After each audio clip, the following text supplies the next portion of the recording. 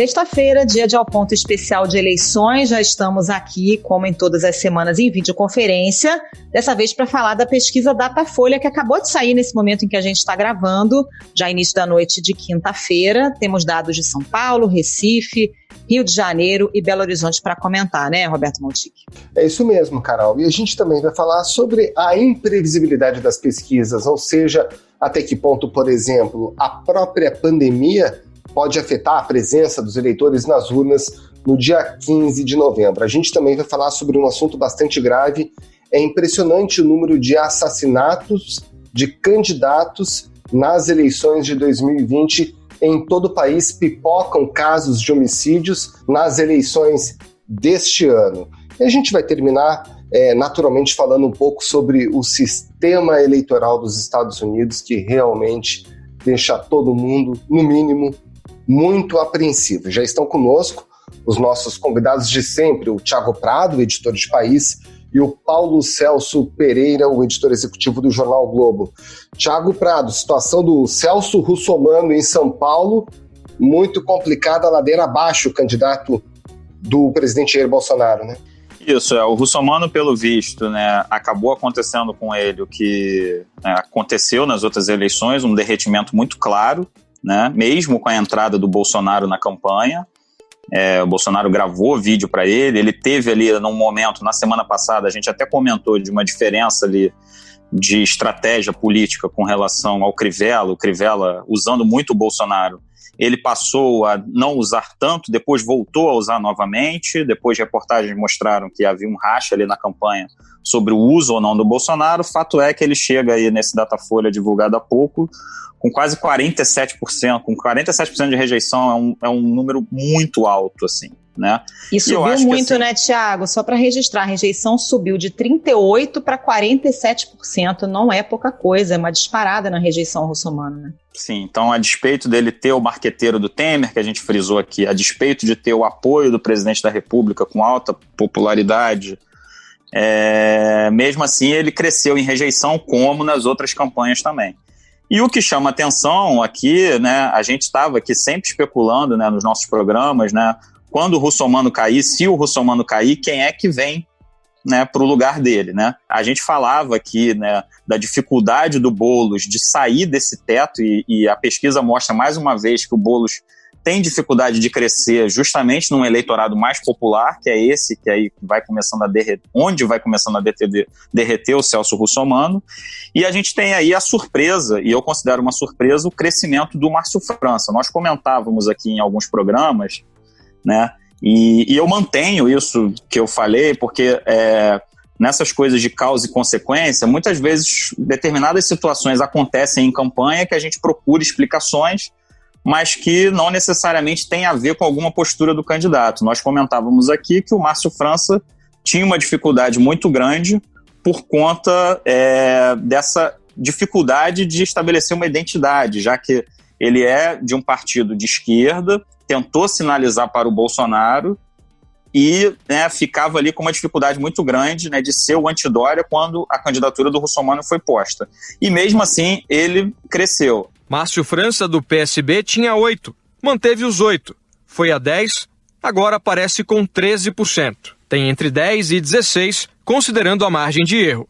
França está tecnicamente empatado dentro da margem de erro com Boulos e Russomano. Acho que ele, a partir de uma certa posição confortável, se deu muito bem com relação ao que a gente mostrou aqui, que foram as campanhas de desconstrução. Então, assim, o Boulos acabou sendo alvo das campanhas adversárias, então acho que não começou a ser olhado como opção por esse eleitorado. O Russomano passou a derreter e o Tato, que era um candidato que nós esperávamos aí, Maltic usou essa expressão uma vez, e eu acho que é importante em campanha eleitoral, ele não demonstra tração, que foi uma expressão que o Maltic usou certa vez. Ou seja, o Tato, ele que cresceu de fato, começou com 1%, mesmo assim não demonstra ali fôlego para chegar. Então acho que o Márcio França está pedindo passagem aí, mesmo com essa dificuldade de construção de identidade, mas ele é beneficiário dessas desconstruções de Russomano e Boulos que estão em curso nesse momento. A pesquisa, na minha opinião, traz um dado muito positivo para o Bruno Covas, né, que cresce cresce 5 pontos em 2 semanas, ele dispara, né, se consolida com 28 pontos e fica com o dobro de intenção de voto aproximadamente dos concorrentes desse segundo grupo. E quando você pega as disputas de segundo turno, o Covas está dando 2-1 no Russomano, quase 2-1 no Boulos, e no Márcio França essa distância é um pouco menor. Ele vai para 48-32, ainda é muito grande, mas visivelmente, quer dizer, a boa notícia para o Bruno Covas é que ele cresce, se isola, ele se solidifica claramente como o grande líder da eleição em São Paulo, isolado. A má notícia é que o Márcio França é o pior candidato, claramente, para ele enfrentar no segundo turno, porque ele tem menos rejeição, ele não é apontado claramente como um candidato da esquerda, ele não carrega a rejeição que a esquerda tem em São Paulo, claramente. Ele é um cara tradicional, um político tradicional, que foi governador recentemente, então ele conhece lideranças políticas da cidade. O Márcio França é uma má notícia para o Bruno Covas. Uma questão que eu acho que vai ser importante a gente observar é o que a esquerda tradicional, digamos assim, vai fazer. Nessa semana, o Boulos sabiamente chegou e disse que o Tato não era adversário dele, né? Deixando claro assim, eu e o Tato somos a mesma coisa, somos o mesmo campo político. O que ele quer com isso é claramente que o eleitor do Tato migre para ele, olhe há 2 semanas da eleição e fale, olha, quem tem aqui que é lulista, quem tem aqui que é próximo do PT é o Boulos. Se ele conseguir essa migração dos votos do PT, ele passa a ter, o Boulos tem uma chance real de ir para o segundo turno, assim como o Márcio França. A curva do Márcio França é uma curva de subida. Acho que hoje a chance dele ir para o segundo turno parece maior do que a do Russomano, por exemplo. Mas acho que essa disputa Boulos e Márcio França vai ser uma disputa que está se anunciando para ser emocionante, como foi, por sinal, a emocionante eleição paulista de 2018. Acho que tem tudo para, mais uma vez, a gente chegar no dia da eleição, pelo menos está se encaminhando para isso e afunilando, e você não saber claramente quem vai para o segundo turno. Paulo Scaff aparecia sempre muito perto de João Dória nas pesquisas, e aí, com a urna aberta e contagem dos votos, Márcio França, com uma diferença pequena, aliás, de Paulo Scaff, indo para o segundo turno. Eu acho que hoje, dos 3, quem tem menos chance de ir para o segundo turno é o Russomano, por causa da curva. Os especialistas em pesquisa, os cientistas políticos sempre lembram, né, que pesquisa eleitoral, o que importa é o filme, não é a foto, né? O filme é nesse sentido, quais são as curvas que estão acontecendo. E a curva que essa eleição conta é uma curva de esvaziamento muito acelerado do Russomano.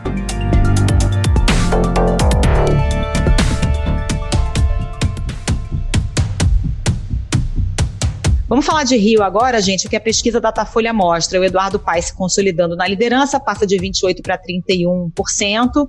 Depois o Marcelo Crivella cresceu um pouquinho, de 13% para 15%. A delegada Marta Rocha manteve 13% e a Benedita da Silva cai de 10% para 8%. Acho que o que tem de mais importante nessa pesquisa é que a campanha de desconstrução da delegada Marta Rocha talvez tenha estancado um pouco aquela tendência dela de crescimento, mas ela também não perdeu votos, né, gente? Então ficou meio elas por elas, né? Essa pesquisa divulgada na noite aí de quinta-feira, ela mostra pela primeira vez uma notícia aí boa para o Eduardo Paes, porque a gente vinha falando desse paradoxo do Paes estar em primeiro, mas ter ali algumas notícias ruins por dentro da pesquisa. Uma delas era esse crescimento da Marta Rocha, uma candidata sem rejeição alta, e por hora esse crescimento está estancado ali, né? O Crivella continua na segunda posição, o candidato preferido do Eduardo Paes. A pesquisa do Datafolha, ela agora, né, naquele olhar ali importante da gente ver a simulação de segundo turno, ela se parece com o Ibope, divulgado na semana passada, em que, na verdade, o Eduardo Paes está em primeiro numa simulação de segundo turno contra a Marta Rocha, né? Lembrando que há 2 semanas a simulação de segundo turno do Datafolha mostrava a Marta na frente do Eduardo Paes. A Marta tem um perfil de eleitorado que é mais classe média alta, na verdade. E esse eleitorado é um eleitorado em que o Paes é muito forte, e ele conseguiu fazer com que ele não derretesse ali a partir de um crescimento da Marta nesse eleitorado, porque ele também cresceu num voto popular. Então hoje o Paes está muito homogêneo nas classes sociais, o que torna ele um candidato ali que está ali com um caminho bem consolidado para ir para um segundo turno, né?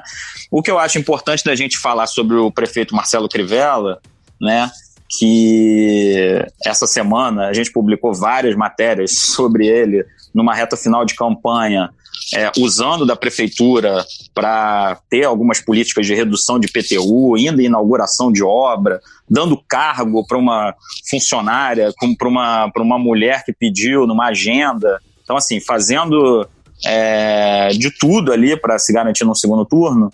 Marcelo Crivella, do Republicanos, estava com 14%, depois tinha 13% e hoje aparece com 15%. Pela margem, varia de 12% a 18%. Marta Rocha, do PDT, aparecia com 10%, depois 13% e agora continua com 13%. E com a margem, varia de 10% a 16%. Marta Rocha está tecnicamente empatada com Marcelo Crivella. Ele teve o Bolsonaro na televisão, e eu acho que, assim, a gente tem brincado aqui nos programas, né, de tentar desconstruir alguns chavões da política, né? No programa passado a gente falou muito de desconstrução, bater pode sim ser muito eficiente, nacionalização de campanha é uma coisa que não acontece, enfim, a gente tem buscado isso. Eu queria tratar aqui de mais um tema que costuma ser sempre trazido em campanhas, que é o seguinte: pregar para convertidos é um erro, você tem que ampliar o seu eleitorado. E o Marcelo Crivella mostra que depende. Nesse momento ele faz uma campanha completamente para convertidos para se garantir no segundo turno de qualquer jeito. Então, o Crivella de 2016, que tentava tirar aquela imagem de bispo, de evangélico, agora é o contrário. Agora ele é o bispo Marcelo Crivella, agora ele é sim evangélico, agora ele sinaliza sim para esse eleitorado em busca ali de ter um voto cristalizado, e ele está mostrando que disso ele não está caindo. Resta saber se a Marta vai conseguir passar e subir ali. Isso que você falou do Crivella eu acho interessante, porque essa questão de pregar para convertido, eu acho que no fundo é porque o Crivella, na verdade, está disputando duas eleições em uma só, enquanto os outros estão disputando uma, né? Tanto a Marta quanto o Paes precisam ampliar ao máximo o eleitorado, reduzir rejeição de forma geral e ampliar eleitorado de forma ampla. O Crivella, ele precisa, antes de mais nada, garantir uma posição no segundo turno. Não permitir que aconteça com ele o que, em certa medida, aconteceu já com o Russomano, e que parece que continua acontecendo, né? O Crivella, me parece que ele quer garantir ali um pedaço do eleitorado conservador e evangélico, que representa mais de 20% da população. Então, se ele conseguir ter uma votação muito expressiva nesse eleitorado, que é de um quarto, um terço da população, ele consegue entrar no segundo turno e aí depois ver o que faz, porque quem tem mais de 50% de rejeição, claramente, primeiro tem que sonhar em estar lá, né? Depois avalia. E eu acho que o que a gente vai ter que observar nos próximos dias, e agora aquilo que a gente vinha falando aqui desde o início, né, a eleição, as dinâmicas eleitorais vão se acelerando à medida que se aproxima o dia da eleição. Eu acho que a gente vai ter que observar com atenção a questão do voto útil, né? A Benedita descolou, na verdade, desse grupo, né, porque ela está empatada no limite da margem de erro ali com a Marta Rocha. É difícil hoje ver a Benedita como uma opção real de segundo turno. Ela tem uma queda faltando 10 dias para a eleição. Resta saber o que a esquerda carioca vai fazer nessa disputa entre Paes, Crivella e Marta Rocha. Quando você pega ali na pesquisa os dados sobre segundo voto, quem seria a segunda pessoa em quem você votaria caso o seu candidato não tivesse à disposição, o Paes é o preferido e a Marta Rocha vem em seguida. Ele tem 16%, ela 14%. Então, essa dinâmica do voto útil eu acho que vai ser muito importante no Rio, agora nessa reta final. O resultado da terceira pesquisa Datafolha, encomendada pela TV Globo e pelo jornal Folha de São Paulo, com as intenções de voto para prefeito do Recife. Bom, vamos falar de Recife. Por lá o João Campos está consolidado em primeiro lugar, se mantém com 31%. A Marília Reis do PT deu uma subida de 18% para 21%. E o Mendonça Filho do DEM passou de 15 para 16, está empatado com a delegada Patrícia, do Podemos. Parece que a gente, claro que na margem, né, tudo pode acontecer, mas parece que a gente deve ter um segundo turno de esquerda mesmo, né? João Campos contra Marília Reis. Eu acho que a situação em Recife, bem, isso é o que está sinalizando agora, né? O segundo turno entre os dois, que são primos. Mas eu acho que a tendência, assim como a gente falou ali em São Paulo, sobre a disputa nos últimos minutos ali, eu acho que isso pode acontecer em Recife, como aconteceu em Pernambuco há 2 anos, né? Eu acho que você pode ter uma disputa acirrada. A delegada Patrícia vinha crescendo e, de repente, ela caiu 2 pontos, e não só isso, como a rejeição dela disparou. Ela passou a ser a mais rejeitada da eleição, com 35%. Esse movimento aí de candidatos policiais, que a gente já até comentou aqui no Nordeste, ela parece ter tido um freio ali rapidamente. Agora, eu acho que ainda é um cenário muito em aberto. Eu acho que a Marília cresce, ela se aproxima de um cenário de segundo turno, só que tudo parece muito aberto ainda lá para mim. A gente vai falar de BH, gente, aquele momento, 2 segundos sobre BH, né? O Calil passou de 60 para 65, gente. Mais um mês de campanha, ele vai ser unanimidade, vai ter 100% dos votos. Ele vai ter 105% dos votos daqui a pouco. Agora, pessoal, a gente toda semana praticamente comenta os dados do Ibope, do Datafolha, tem outras pesquisas de institutos menores. Até que ponto dá para a gente realmente confiar nessas pesquisas? Num ano em que a gente tem pandemia, que talvez tenha muita abstenção, o que os institutos estão pensando sobre isso, Thiago? Eu acho o seguinte, primeiro os institutos têm um trabalho de normalmente acertar a maioria dos resultados. A gente sempre tem que falar isso, assim, porque também trazer ali uma desconfiança é um trabalho que de muitos anos de Ibope, Datafolha, mas que tem erros, né? A gente tem visto aí a campanha americana, né, que em alguns estados aí houve, né, um equívoco aí por parte dos institutos de pesquisa, né? A própria Flórida ali, que se esperava que o Biden vencesse, o Trump ganhou. As pesquisas apontavam uma disputa apertada com vantagem para Biden. E se isso acontecesse, era quase certo de que ele seria eleito. E nos Estados Unidos fala-se muito no fenômeno de um voto silencioso que o Trump tem, de um eleitor que não fala nas pesquisas que vai votar no Trump. A gente notou isso um pouco aqui na eleição do Flávio Bolsonaro em 2016, né, em que foi a primeira vez que a família Bolsonaro se colocou numa disputa majoritária. E ele estava ali na campanha toda, ali batendo 6, 7, 8%, abriu a urna, estava com 14%. Né? Eu não acho que essa eleição, pelo perfil dos candidatos que a gente tem visto aí pelo Brasil, né, principalmente nas capitais que a gente acompanha mais, eu não acho que esse fenômeno do voto silencioso aconteça. Não estou vendo aí nenhum candidato assim, com um voto silencioso, etc. Mas eu acho que 2 coisas podem fazer as pesquisas terem algum tipo de imprecisão. A primeira coisa, que tem acontecido nos Estados Unidos também, é uma tomada de decisão do eleitor muito em cima da hora. A gente estava falando aqui, nas pesquisas espontâneas, tanto no Rio quanto em São Paulo, tem muita gente indecisa ainda. Então, um dado agora pode ser muito diferente do dado do domingo, dia 15, por conta de uma tomada de decisão nas 48 horas. Acho que tem um aspecto pandemia, a gente tem historicamente aí, um dado de 20% de abstenção, isso vai variar. Será que nós vamos ter uma abstenção maior nessa eleição aí do coronavírus? Resta saber. Isso muda, voto válido de cada candidato. E falando especificamente do Rio de Janeiro, a gente teve aí recentemente surpresinhas eleitorais na reta final. O antagonismo que temos das ideias agora precisa se transformar numa união a favor do estado do Rio de Janeiro. Vamos lembrar o Witzel, eu estava dando uma olhada aqui, o Witzel, no Datafolha do sábado, véspera da eleição, ele marcou 17% no Datafolha e no Ibope marcou 12%. Quando abriu a urna estava com 41%. Então, assim, como o Paulo Celso falou ali, eleição é muito filme, muito mais do que fotografia. A gente tem que ficar de olho nessas tendências, né? Mas pode ser sim que a gente tenha uma tomada de decisão na reta final que nenhum instituto está detectando agora, porque simplesmente a decisão não foi tomada ainda pelo eleitor. Eu acho que esse fator da mudança de decisão tão acelerada no final, em 2018, foi influenciado muito pelo uso massivo de WhatsApp.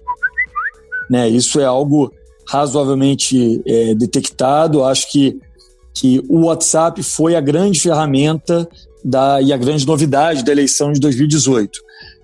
Houve uma série de mudanças, na verdade, na plataforma do WhatsApp e em outras redes sociais, mas no WhatsApp é algo notório, né? A gente que usa no dia a dia sabe que agora é mais difícil encaminhar mensagem você recebe de um amigo e tal, qualquer que seja, você não pode encaminhar para tanta gente, os grupos são menores. Esse pode ser também um fator de redução de velocidade de mudança, associada a essa questão da antipolítica, que já não é mais nova, né? Foi da última eleição e agora a antipolítica está no poder.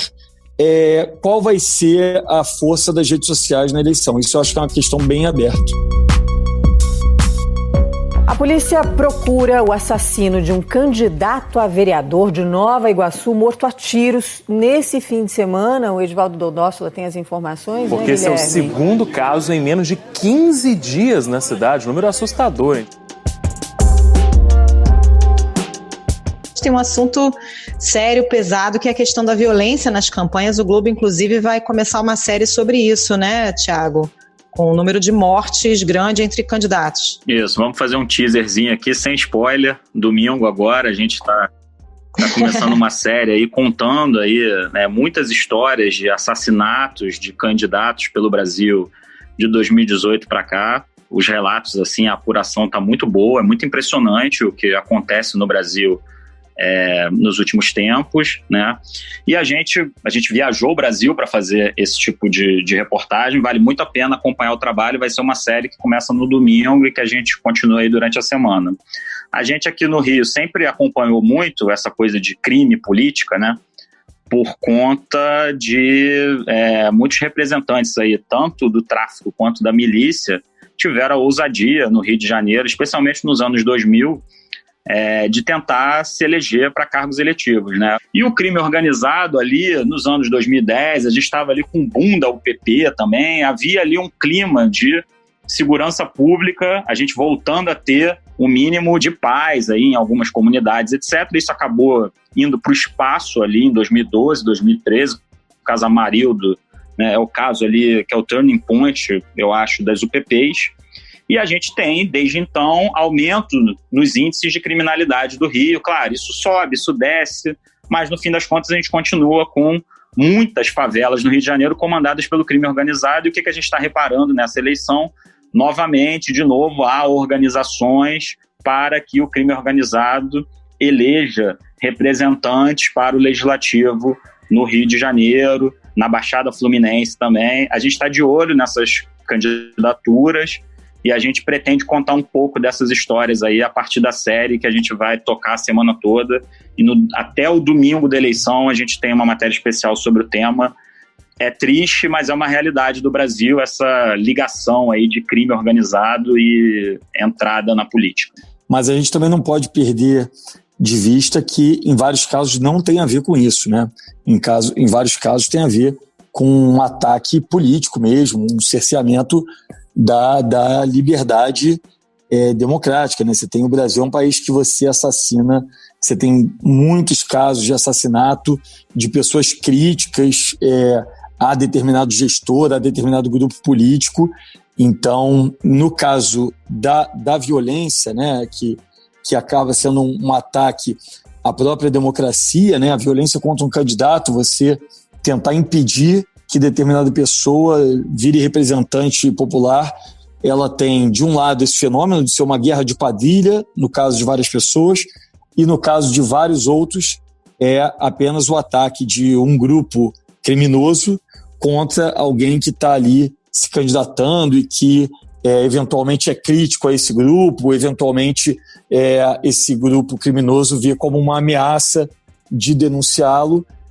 Esse notoriamente é o caso, ao que se sabe até agora, por exemplo, da própria vereadora Marielle, aí não mais candidata, mas sim parlamentar eleita, que foi assassinada num crime de conotação claramente política, né? Barra pesada. Para a gente não fechar nesse clima, vamos falar de eleição nos Estados Unidos? Já virou piada, né, gente? É seríssimo, é a maior economia do mundo, supostamente, segundo os americanos, a maior democracia do mundo, mas é a maior zona do mundo essa apuração, né? Inacreditável. This is a fraud on the American public. This is an embarrassment to our country. This is a major fraud on our nation. So we'll be going to the U.S. Supreme Court. We want all voting to stop. In America, the vote is sacred. It's how people of this nation express their will. So each ballot must be counted. And that's what we're going to see going through now. Eu vou te falar, é porque a gente acompanha política, é uma coisa que... mas é difícil você explicar para uma pessoa de fora da política, alguém que chega para um de nós, né, que não acompanha tanto e fala, me explica como é esse sistema americano. Porque é uma confusão, realmente, assim, você explicar toda essa questão do colégio eleitoral, toda essa questão da computação mesmo, do resultado dos votos, essa demora...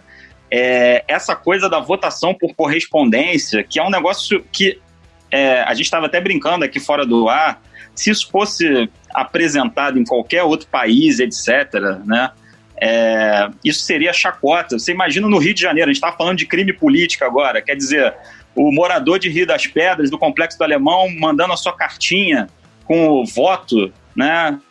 O que ele ia ter? Ia ter o traficante...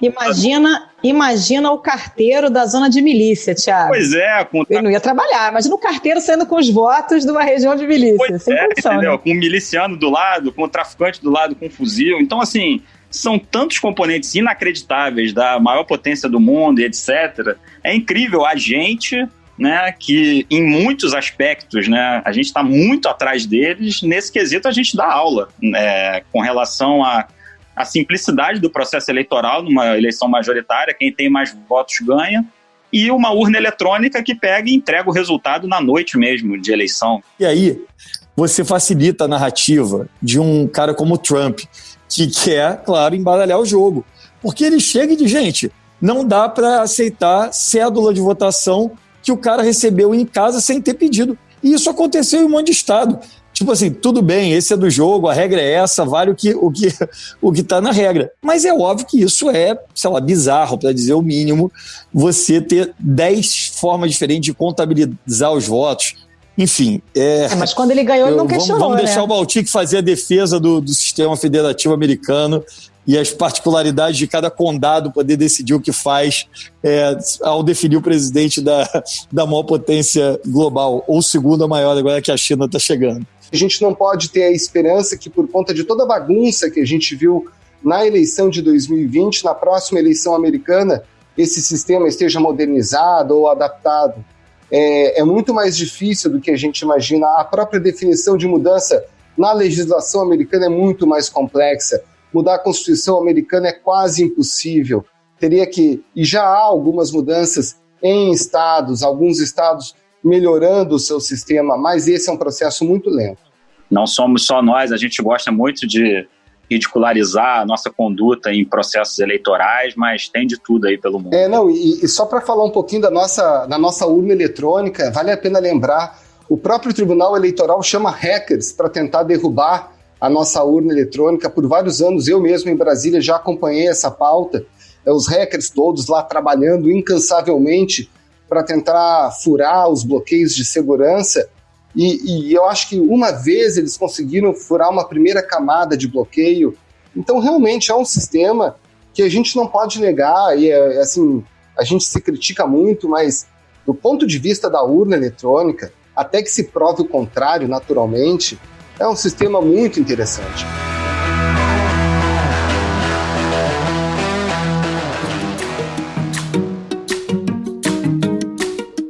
Bom, esse foi o ponto especial de eleições dessa sexta-feira. Tá chegando, falta pouco agora para o primeiro turno, Roberto Maltic. É isso mesmo, agora é reta final. Quando a gente for falar de novo de eleições, a gente estará a 2 dias do pleito, da definição de quem vai para o segundo turno, de quem vai vencer, dos novos vereadores nas eleições municipais. Quer saber mais, inclusive, sobre a eleição? Assine o Globo, acesse assineglobo.com.br e confira todas as notícias e reportagens especiais. A edição é do João Guilherme Lacerda. Thiago Prado, editor de País, Paulo Celso Pereira, editor executivo do Globo.